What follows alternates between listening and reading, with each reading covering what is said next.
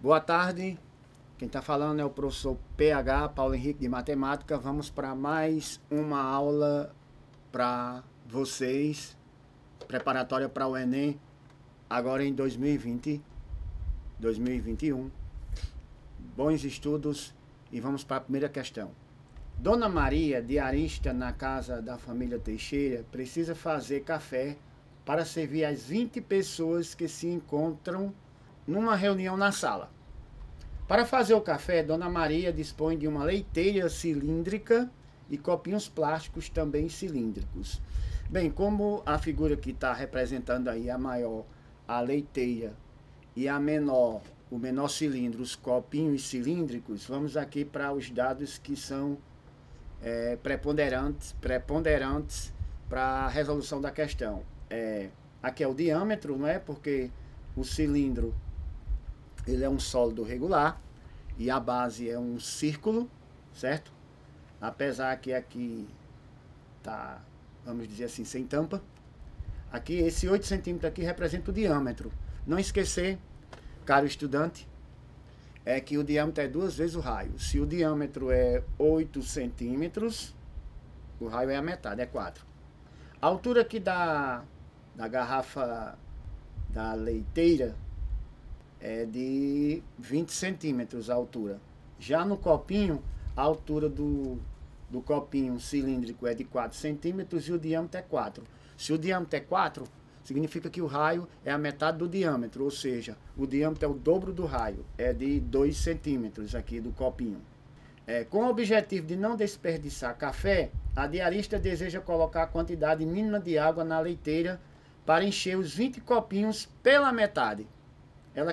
Ela quer colocar a quantidade mínima de água na leiteira para encher os 20 copinhos pela metade. Para que isso ocorra, Dona Maria deverá. Aí nós vamos analisar os itens aqui, do A até o E. Encher a leiteira até a metade, pois ela tem um volume 20 vezes maior que o volume do copo. Encher a leiteira toda de água, pois ela tem um volume 20 vezes maior que o volume do copo. E assim sucessivamente até a letra E. Vamos elucidar aqui pelo sólido geométrico chamado de cilindro aí. Você tem uma leiteira, uma garrafa aí que vai servir, preparada aí para servir leite e outros copinhos aí, ok? Calculando o volume do copinho, que esse volume do copinho a gente está indicando pela letra C, como é que calcula o volume de um cilindro? Sempre a área da base vezes a sua altura, certo?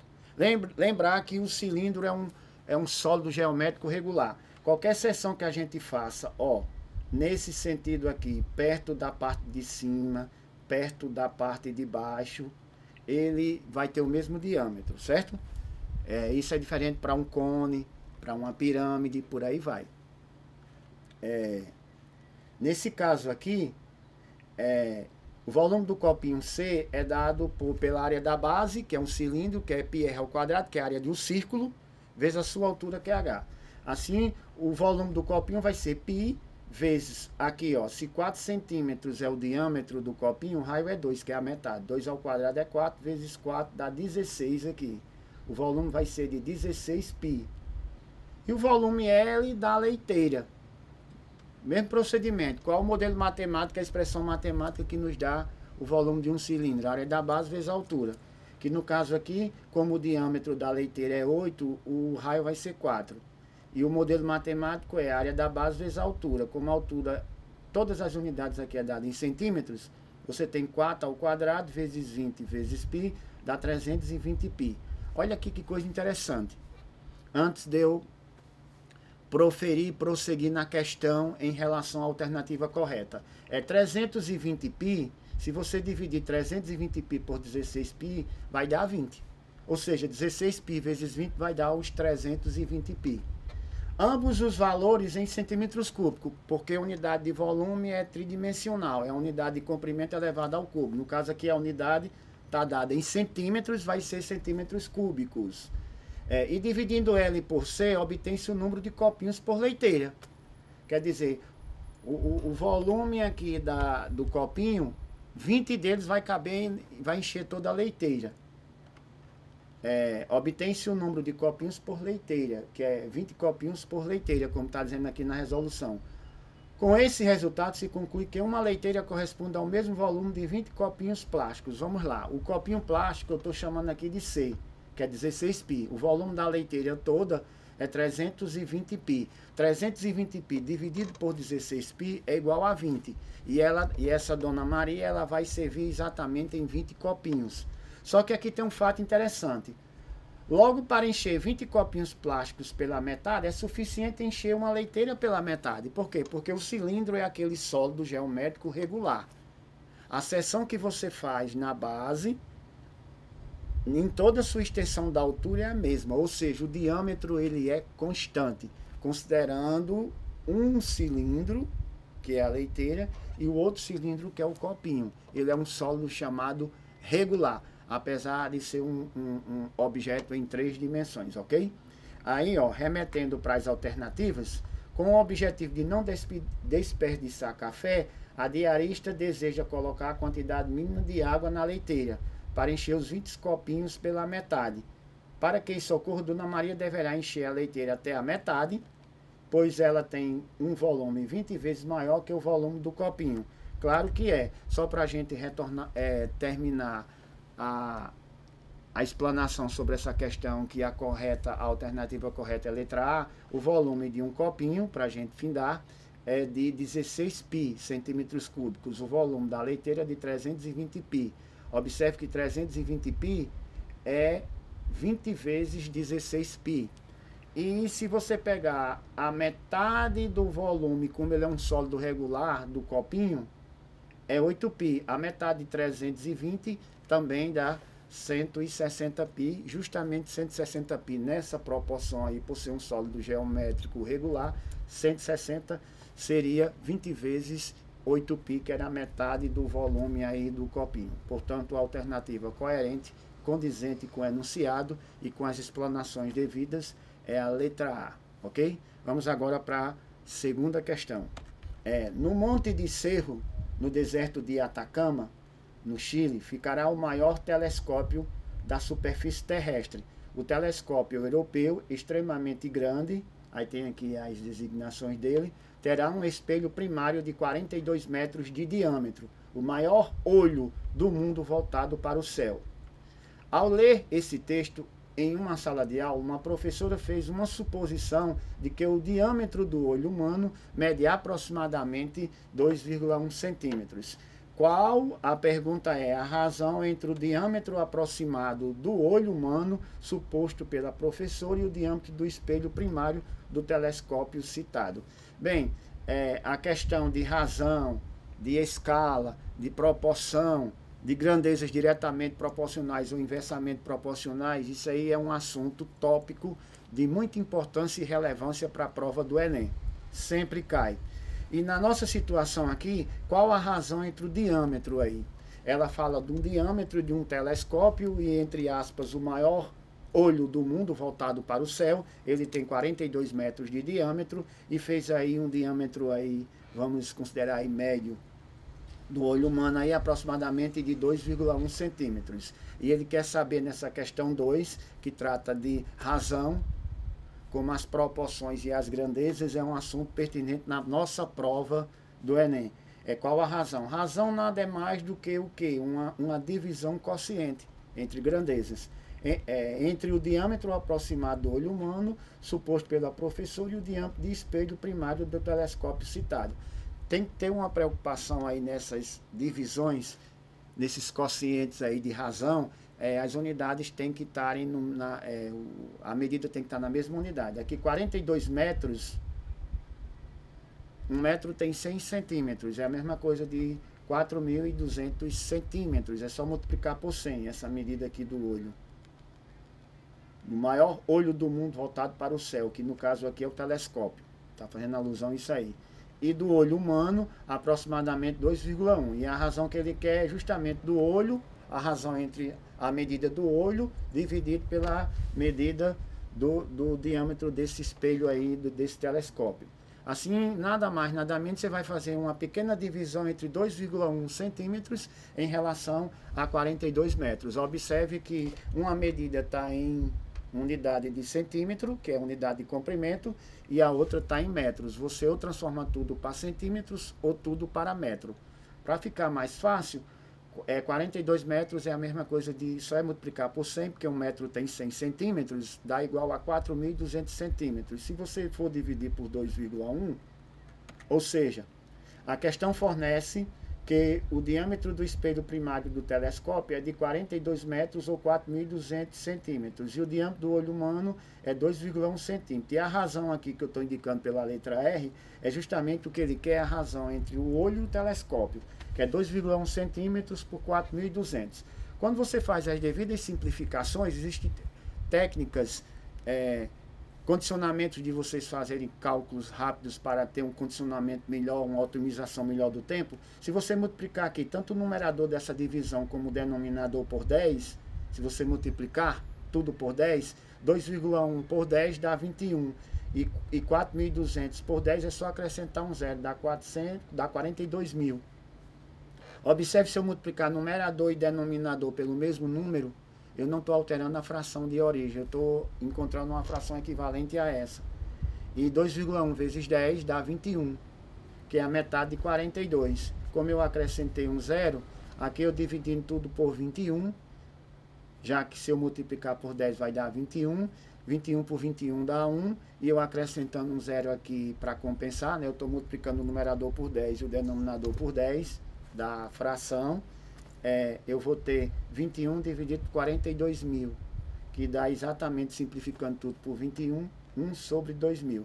Existem formas de você atacar a prova do Enem, e antes da gente encerrar essa preparação, que é voltada exclusivamente para vocês em relação à prova do Enem, nós vamos ter aulas e condicionamentos de otimizar esse tempo, já que a prova é uma prova muito extensa e é difícil o candidato ele pegar a prova do segundo dia objetiva, que inclui matemática, a prova do segundo dia do Enem, resolver todas as questões de matemática. Fica uma coisa, vamos dizer assim, não é impossível, mas é muito difícil de resolver, de dar tempo ler, de entender o que a questão está querendo naquele intervalo de tempo estipulado pela prova.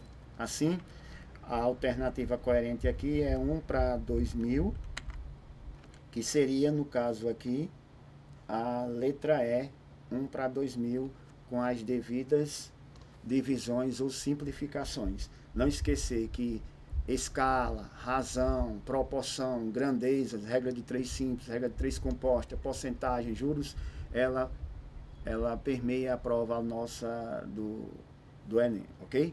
Vamos agora para nossa terceira questão dessa aula de hoje. Em canteiros de obras de construção civil, é comum perceber trabalhadores realizando medidas de comprimento e de ângulos e fazendo demarcações por onde a obra deve começar ou se erguer. Em um desses canteiros foram feitas algumas marcas no chão plano.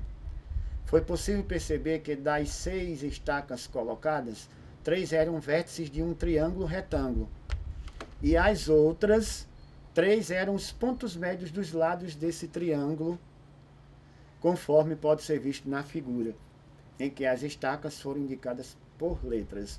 Nós temos aqui um triângulo maior, observe aqui, esse triângulo aqui ABC. Vamos ver alguns pormenores, alguns detalhes da questão. Um triângulo retângulo é aquele que tem um ângulo de 90 graus, certo? Onde envolve aquele famoso teorema da matemática que ele praticamente contamina, no bom sentido, todos os ramos, todas as partes da matemática, que é o teorema de Pitágoras. Ele é inserido num triângulo retângulo. É aquele que tem um ângulo reto. É o triângulo retângulo aqui, ó, ABC. Como esse lado aqui ele é paralelo, esse segmento aqui, MN, medida de segmento aqui é paralelo ao lado AB, certo? Aqui nós formamos também outro triângulo retângulo. Nós temos, na verdade, aqui um quadrilátero, né? Um polígono de 4 lados, que está aqui, essa parte aqui, vamos dizer aqui, de cinza, certo? Com a cor diferente. E aqui nós temos o triângulo maior, ABC, e temos o triângulo menor, MNC, o CNM. E aqui são pontos médios. Se ligar para esse tipo de situação aqui, o que são pontos médios? Se, por exemplo, esse lado aqui, ó, do triângulo retângulo aqui forma um ângulo de 90 graus em A, observe que esses lados aqui do triângulo eles são perpendiculares. Quando dois segmentos são perpendiculares, na matemática a gente sabe que eles formam um ângulo de 90 graus, ou ângulo reto.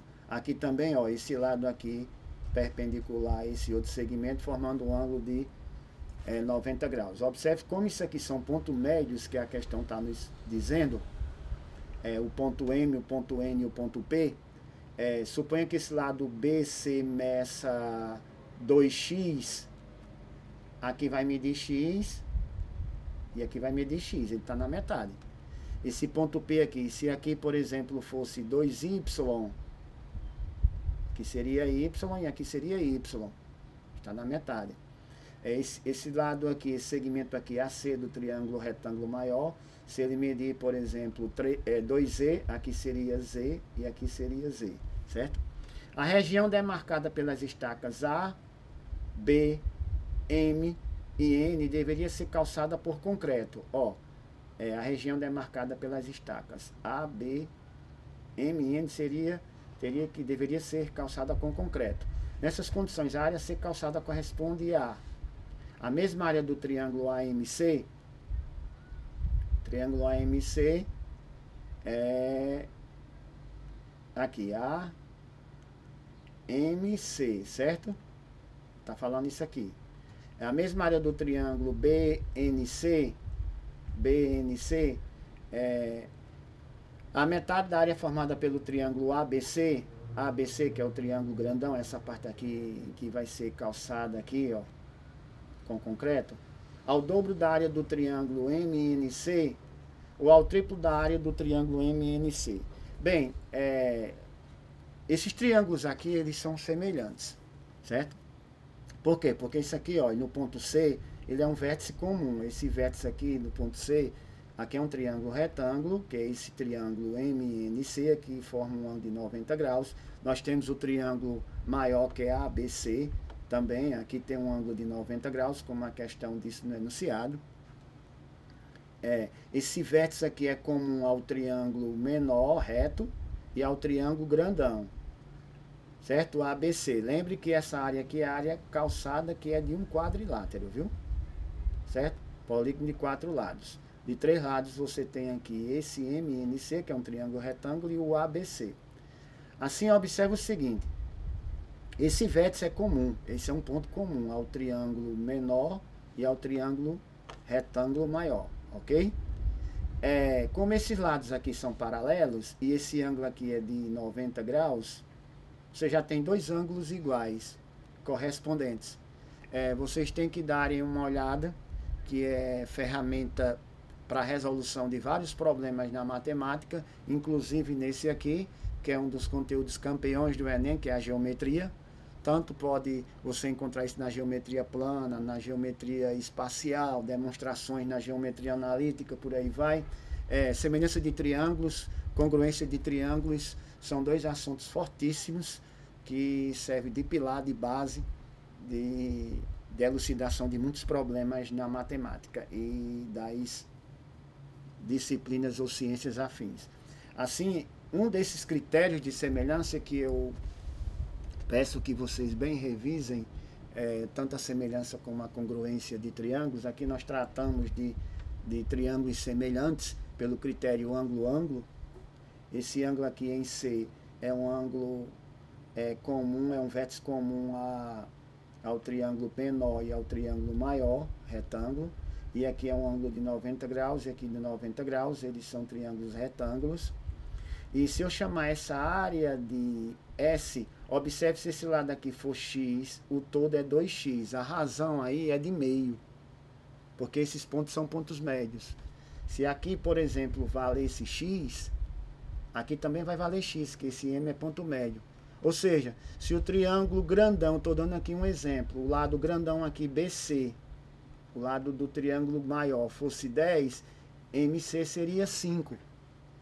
Se esse lado aqui de BC, um exemplo, fosse 8, MC, aliás, seria 4. Se o lado BC fosse 20 a medida, unidades de comprimento, aqui seria 10.